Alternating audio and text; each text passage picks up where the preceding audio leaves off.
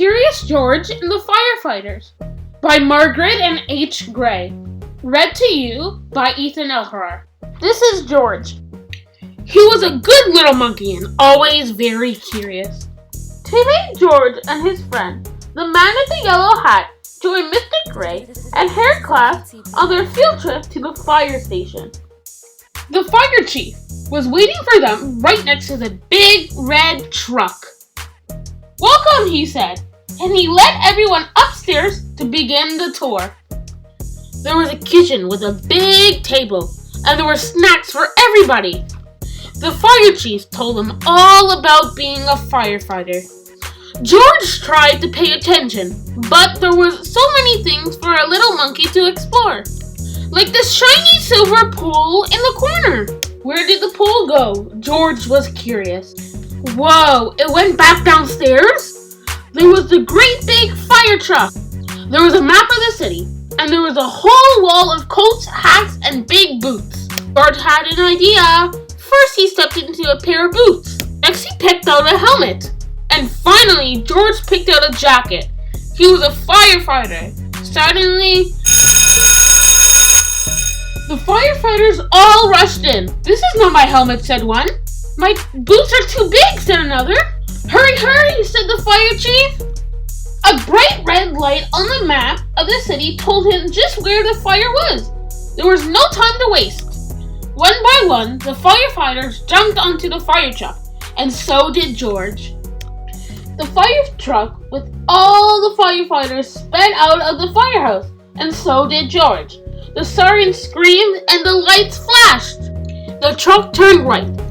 Then it turned left. Woo! Went the whistle, and George held on tight. And just like that, the fire truck and all the firefighters pulled up to the pizza parlor on Main Street.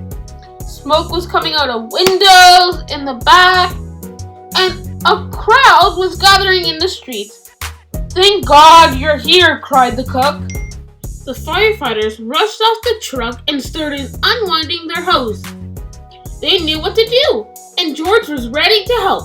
He climbed up the hose rail. One of the firefighters saw George trying to help, and he took George by the arm and led him out of the way. "A fire is no place for a monkey," he said to George. "You stay here where it's safe." George felt terrible. George sat down on the bench and looked around. Next to him, on the ground, was a bucket full of balls. George reached in and took one out. It fit in his hand just right, like the apple he had for snack. A little girl was watching George. He tried to get the ball to her, but she was too frightened. George took another ball, and another. "Look," a boy said, "the monkey is juggling." The boy took a ball from the cage and tossed it to George, but it went too high. George climbed up on the fire truck to get it. Now George had 4 balls to juggle. He threw the balls higher and higher. He juggled with his hands. He juggled with his feet. He could do all kinds of tricks. The boy threw another ball to George.